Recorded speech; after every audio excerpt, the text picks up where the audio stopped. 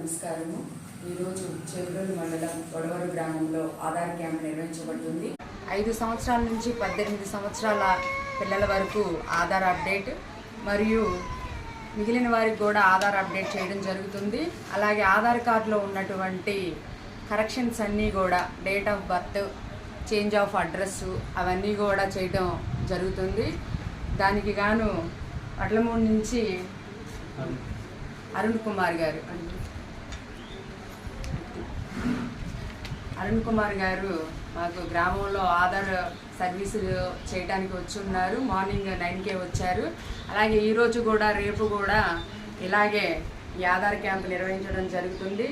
ఈరోజు ఈ గొడవరు గ్రామంలో ఈ అవకాశాన్ని ఇచ్చినందుకు కూడా ఆయనకు కూడా ధన్యవాదాలు తెలుపుకుంటున్నాం.